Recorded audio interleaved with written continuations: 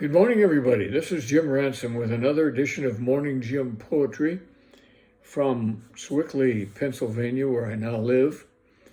And we're going to read from Billy Collins's book, Whale Day. And believe it or not, one of the poems I have missed reading so far from this book is the title poem itself, Whale Day. So let's get about it right now.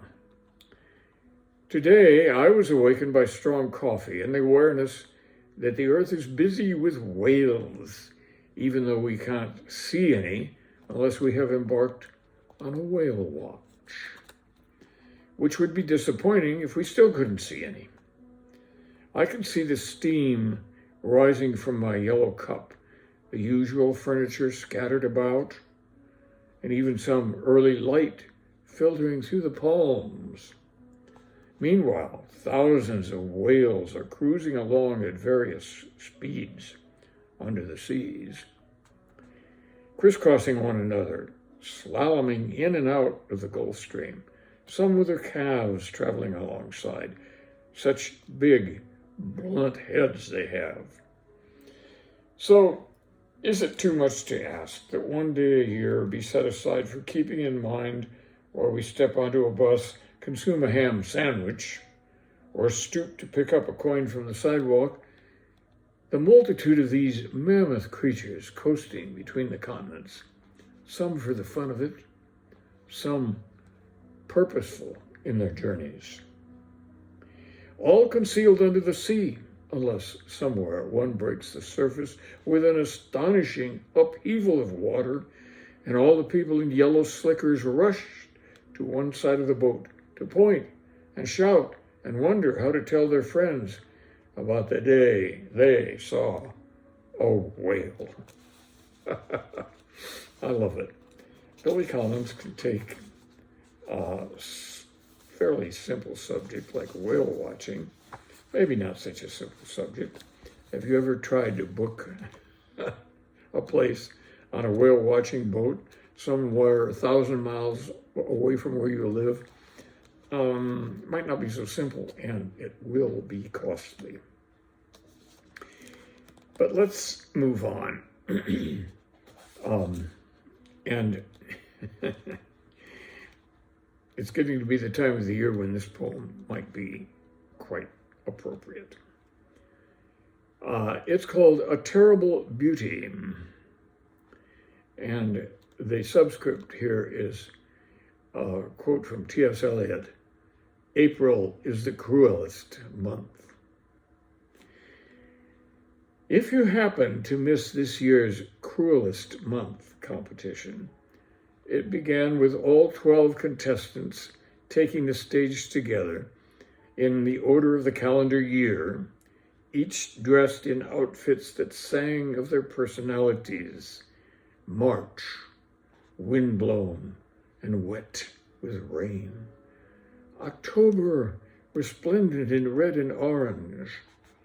Many wondered why April, a perennial loser, would even bother to show up, always smiling, daffodils embroidered in her bodice. Some blamed it on the poem she'd read somewhere. Others followed her early elimination: August with zinc slathered on her nose, December looking like the Mother of God. It must be said that no one was surprised when the tuxedoed man with the microphone finally announced this year's winner, the same as every year since the beginning, even though she'd shivered during the swimsuit part and stumbled when asked how she planned to change the world. February was the obvious choice. I mean, the Super Bowl's over by then, and spring's a mile away. What could be crueler, as one guy put it? And that was about it, except for the coronation.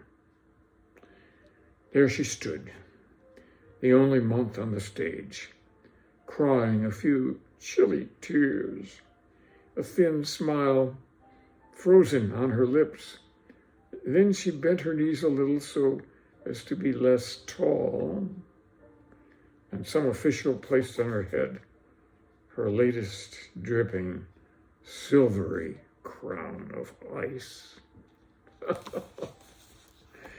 Yeah, I can't believe that February would be the winter every year. But the title is appropriate, don't you think? A Terrible Beauty.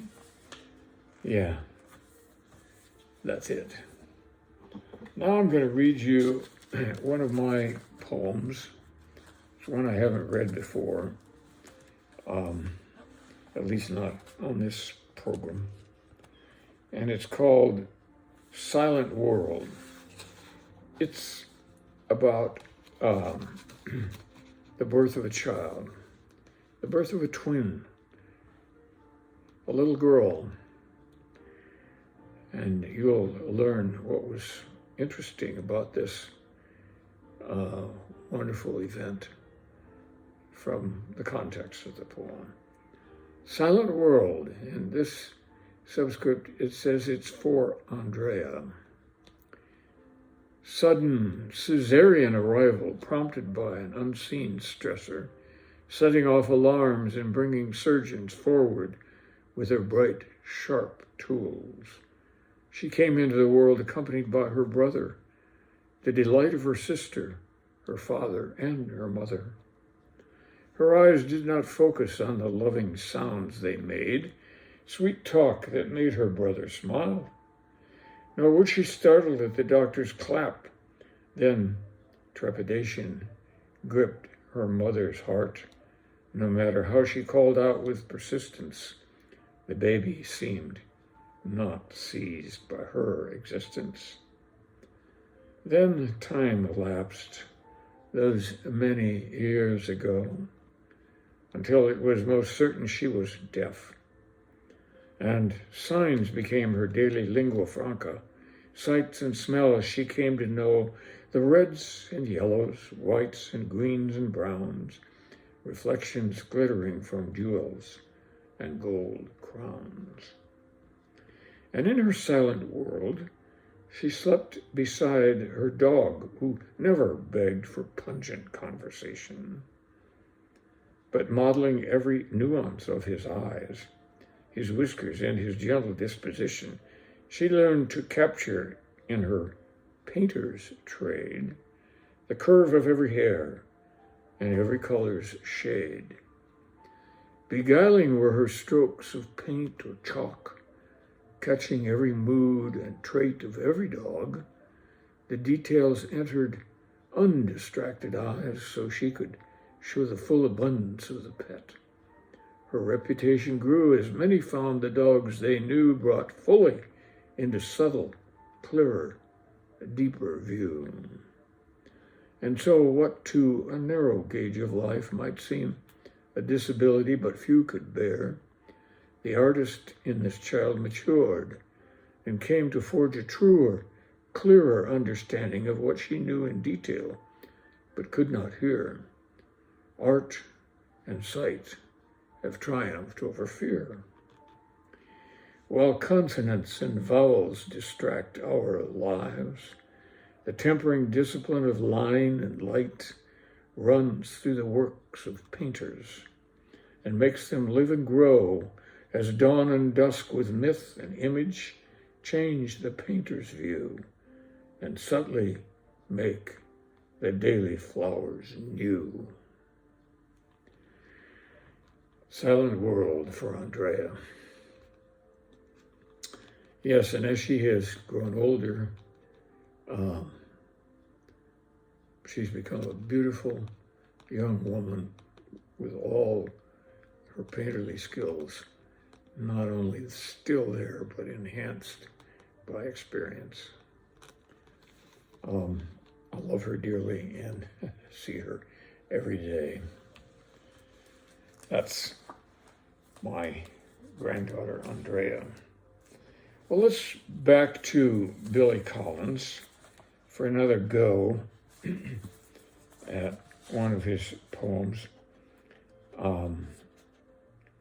And uh, I'm going to read this poem, which happens to be the first one I came to when I reopened the book. And I have read it before, so I know what it's about. And I think that there's going to be some connection between this poem and the poem about the painter I last read you. The title of this poem is She's Gone, leaving me here alone again, feeling this time like one of those pairs of drawings featured in the colorful puzzle section of the Sunday paper, where you have to detect the barely detectable differences between the two. Needless to say, I am the drawing on the right, where items are found to be missing. The guitar now down to 4 strings, the bouquet with 1 flower gone, the teacup minus its handle, no longer able to be gracefully raised. That's the new me. No more sweet tunes, perfume, or chamomile. And then there's the milking stool, where the farmer used to sit every morning and evening, squeezing the milk from his herd. But one of his legs is absent now, and the farmer has toppled over in his straw hat and overalls, only to land beneath the poor, brindled cow in the drawing. And now minus a mark from her flank, and all 4 of her magnificent udders erased. She's gone. Yeah. Yes, I see that Billy has spent quite a bit of time with the puzzle section of his Sunday paper. And true to his style, he's managed to make a poem out of it. I love the way he does things. Now then, let's go back and read one more poem that I wrote. And this one is called Treadmill. For those of you who like to exercise, or maybe the word like is not the right choice, but for those of you who do exercise on a treadmill, for example, this poem will be perfect.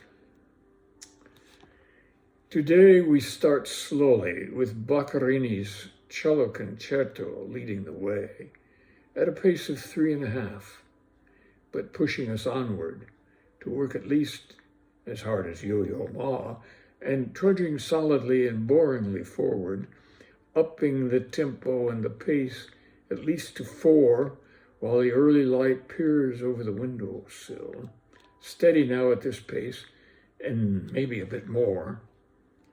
And the rest of the house, unaware of our labors, stays still. The dog isn't barking or chasing the cat. And faster we go, and the tilt moving up with the effort and speed, so that now we are stretching to max out and striving for peak stride and attempting to take commanding lead until we are jogging and loping, contriving to get the rhythm right in swinging arms and legs. And the sweat is now running along the hair and brows, and the memory of rest is way down in the dregs of thought. And heaving chest sucks air and throws it out in painful, great gasps. And finally, we slow down to catch Boccherini in the cello note. Strange running music, this Italian wrote. If you haven't tried jogging to Boccherini, you might want to give it a go.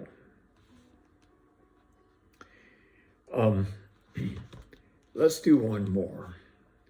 This one is called About Time. Time as measured by the ticks and tocks and bells and whirrings in the guts of clocks.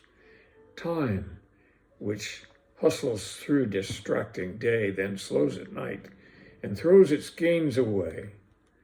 Time's corollary, sleep, joins every boring drive. He's not our friend at night and won't arrive.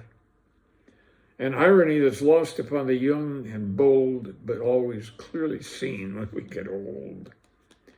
Remember Auden when he said, in doubtless from a rumpled, sleepless bed, time that is intolerant of the brave and innocent and indifferent in a week to a beautiful physique, worships language and forgives everyone by whom it lives. He understood that time is of the essence here. The timelessness of death is what we fear. Okay, that's it for today. I hope you've enjoyed these readings from Billy Collins' Whale Day and from my book published a number of years ago. Let me try to get the title clear of the glare. Immortal Prairie and Other Poems. Okay, bye now, and I hope you'll join me again in the near future for another episode.